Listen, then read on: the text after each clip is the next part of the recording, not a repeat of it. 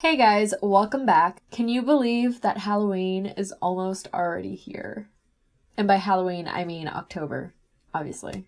It's in 3 days. Well, posting this on Saturday, so 2 days. It's in 2 days. I know I haven't told you guys what I have prepared for you yet, but I promise it's exciting.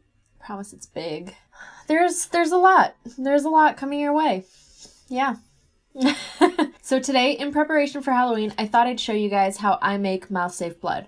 Now, there are literally a million ways, probably more, that you can make blood. This is just my personal recipe. Sometimes I even modify it. I can add things to it like coffee grounds to make it a little bit more textured. Today, I'm keeping it super simple with things that you can find in your local supermarket, and I'm teaching you the basics of blood. So feel free to modify this recipe as much as you want. This recipe to me is like, how can I make blood with the least amount of ingredients as possible? So that's what I'm going to be showing you today.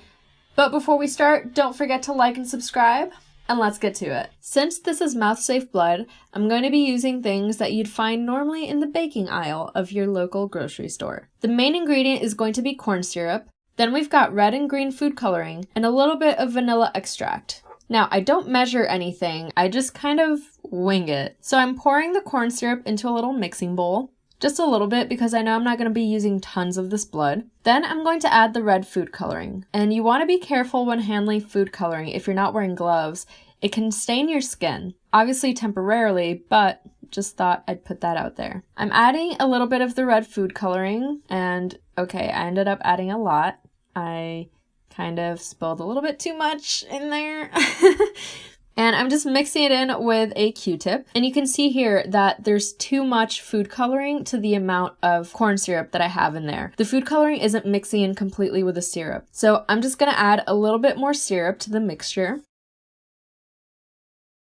And here you can see that the food coloring is all mixed into the syrup. But you can also see that it's really bright red. It's like candy apple red. It doesn't look like blood at all. It's not realistic. It looks like red paint. So to fix that, I'm gonna go in with the green food coloring. I just used 2 drops. You need very little of the green, so be careful in this step. And you can see it darkened it by a lot. So what the green does is it, first of all, darkens the blood, but green and red are opposing colors, and that means green cancels out red, which means it will give the blood a brown toned color. It makes it way more realistic. Some people like to use blue food coloring. I personally think it looks too kind of purple based, and you want the blood to look dark brownish red. Here I'm doing a drip test. As you can see, it's dripping very slowly. It's very thick, and sometimes you want that. If you want something that's more of like an old wound and you want that effect, then keep it as it is. But I wanted to thin it out a little bit, and you can use water for this. I'm using vanilla extract instead of water because, one, this has a little bit of color to it. It'll darken the blood a tiny bit more, and it will give it a better taste. So this is just something I like to add because I was going to use this in my mouth and I didn't want to just taste the pure corn syrup. So I added in some vanilla to make it more palatable. And here you can see I'm spreading the blood. It's still very thick, but it's dripping a little bit faster than it was before.